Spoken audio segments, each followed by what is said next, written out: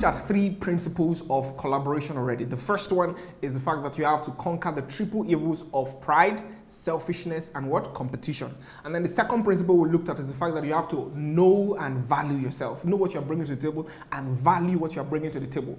And then the third principle we looked at just recently in the last lesson is the fact that you have to understand the different roles that people bring to a team. Understand that somebody can be a shaper and implementer, and you understand and value that, and you know how to better collaborate with them. That's the third principle. So now what's the fourth principle? The fourth principle of collaboration is what? You have to be emotionally intelligent. Emotional intelligence is very critical. And there's a separate lesson in this online course on emotional intelligence, but here I'm just going to touch on it briefly so that you have an idea of how it connects to being what? Collaborative. Emotional intelligence. According to Daniel Goleman, there are 5 competencies of emotional intelligence. The first one is self-awareness. The second one is self-regulation. The third is empathy. The fourth one is motivation. And then the fifth one is social skills. Already in the second principle of collaboration, I already touched on what it means to be self-aware. Understanding yourself, understanding what you're bringing to the table, understanding your strengths, your weaknesses. You can do a SWOT analysis of yourself. Know what you're bringing to the table. Know that's what it means to be self-aware. And that's very critical. Now let's look at self-regulation and how it connects to what?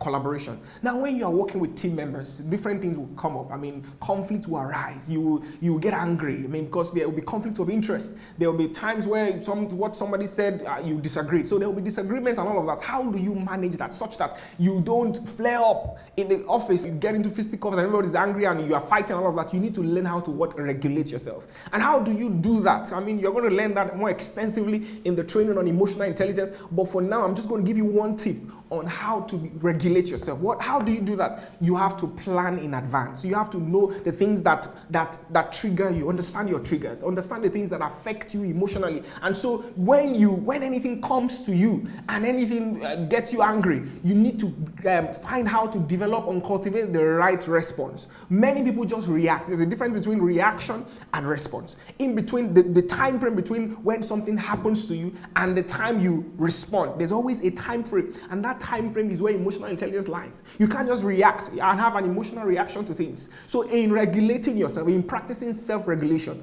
towards making you to become more collaborative, you need to understand your triggers and cultivate a more positive response in a way that will make you to be more collaborative so that you don't lose your team members. Because wherever there's conflict, I mean, progress is stalled. So you want to be more emotionally intelligent, understanding people. Then the third aspect of emotional intelligence is motivation. Why do you need motivation in being more collaborative? It is because by the time you get started on projects and assignments, there will be times you will get tired. There will be times you just get, I can't, I'm tired. And you are a member of the team, but you are lagging because what you're supposed to be contributing, you're not contributing your own quota. And so you are pulling the team back. So you need motivation. How do you stay motivated when there's no passion, when your energy level is low? How do you constantly ensure that your energy level is there and you are supplying, you are contributing your own quota to the team? How do you stay motivated? One tip, I'm sure you learn a lot about it in the class in emotional intelligence. But for now, how do you stay motivated? You stay motivated by what? Putting the vision ahead of you. You have to keep looking at the vision. Keep checking. How does this vision? How am I contributing my own quota to this vision? Keep the vision ahead of you. Keep the vision in sight. Keep tweaking, making adjustments. That's how you stay motivated. Don't take on too many tasks. It's the same vision.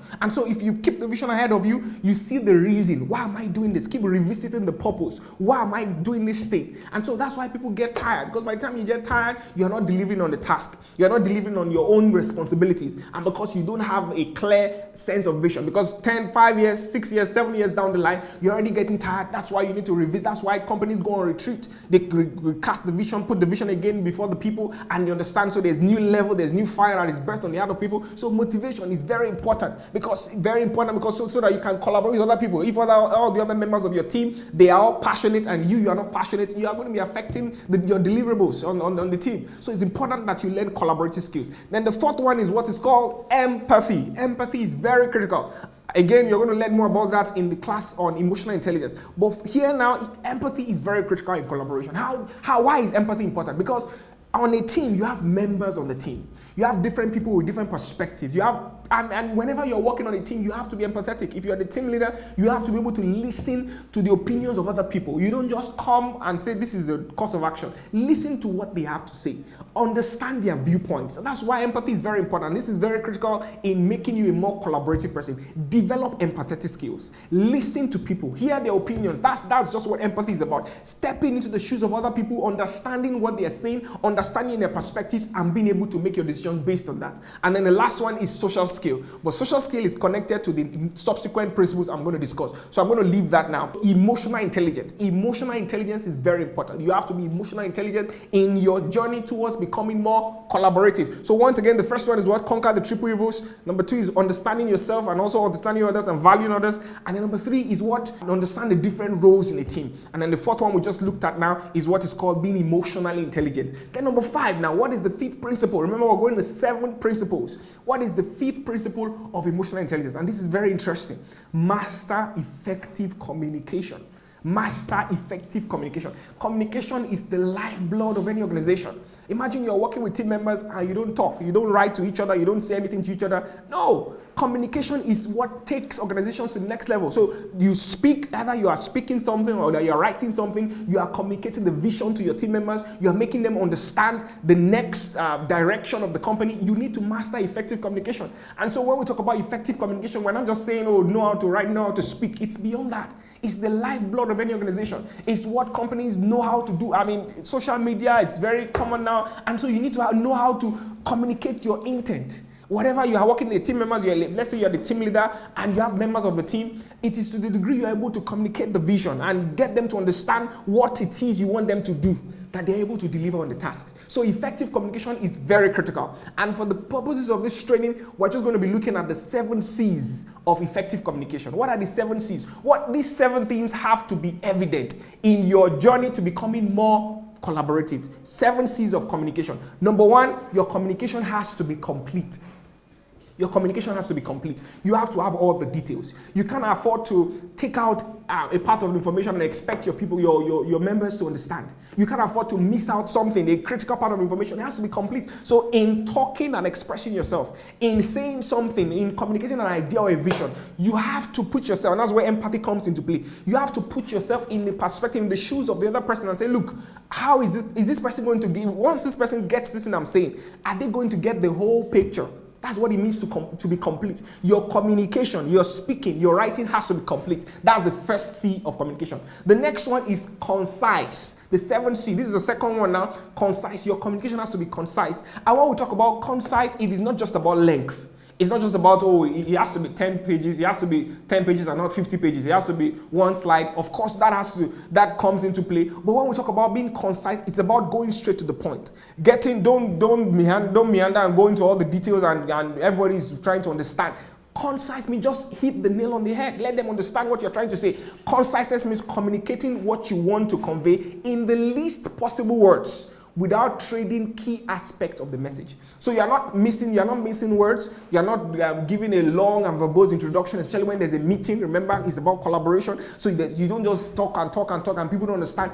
Go straight to the point, let them know exactly. That's conciseness. The 3rd C is consideration. Consideration. This is where empathy comes into play. Consideration simply means that you step into the shoes of the other person. You must take into consideration the other person. The way you talk to your driver is different from the way you talk to your secretary. There are words you can use that the secretary will wonder, why is my guy talking like this? But when you're talking to your driver, there are different things you say in different ways. So you have to consider the person who is receiving this information from me. Do they understand? You have to understand their background. You have to understand their perspective. How will they take or receive this information? That is what it means to be considerate. You have to consider the other person. Don't just say things. You have to understand their intellectual capacity. You have to understand their level. In being considerate, you have to understand their educational background. You have to understand who they are, how they receive information. That is what it means to be considerate. You have to be considerate in communication. And then the next C is clarity. Of course, you have to be clear. Clarity is very important in communication. People lump, sometimes when I get to mark essays of students a lot, you just see them lump different paragraphs,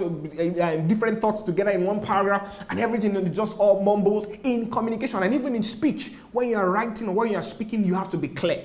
A thought for each paragraph. That's the ideal thing for in writing. When you're expressing yourself, don't put all the things together and where it's all jumbled up and it's unwieldy sentences. Paragraphing, good paragraphing if you're writing, and even in speech, don't just talk and let people understand. It is because people are not clear certain times. That's why their team members are not getting the job done.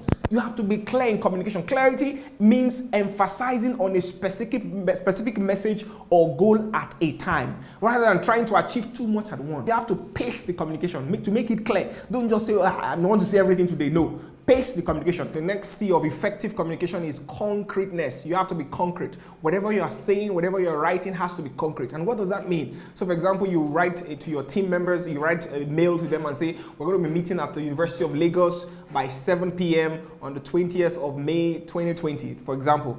That information is not concrete. Why? Because you only said University of Lagos. Where at the University of Lagos are we meeting?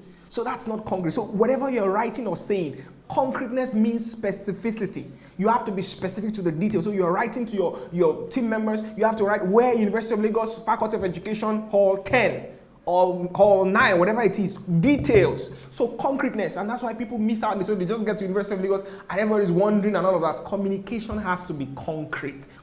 So concrete communication implies being particular, being pointed. Don't just be general. Don't just okay, everybody. Say you want to write to a particular person, members of the finance team. Mention name, specificity. That is what it means to be concrete. Also, you have to be courteous in communication. Courtesy. That's the next C of communication. You have to respect people when you are writing to them. Don't just abuse people. People are human beings and they have emotions. So appeal to their logic, appeal to their emotions, and don't just, even if you're the boss and you're trying to correct something they've done wrong, be polite about it. What does courtesy mean? The sender of the message should be polite. You have to be judicious. You have to be reflective. You have to be empathetic. And it is when you're empathetic in communication that you can be courteous. So courtesy, that is very important. And then of course the last one is what? Correctness. That's one I'm very particular about. Your grammar, your punctuation errors. You have to be very mindful. And because the difference between what somebody gets in what you have sent and something else that you write is your grammar. You can write something and somebody gets the opposite meaning. You can put a punctuation mark somewhere else and somebody gets the opposite meaning. So you have to be correct. So read through anytime you are done writing something, or even in speech.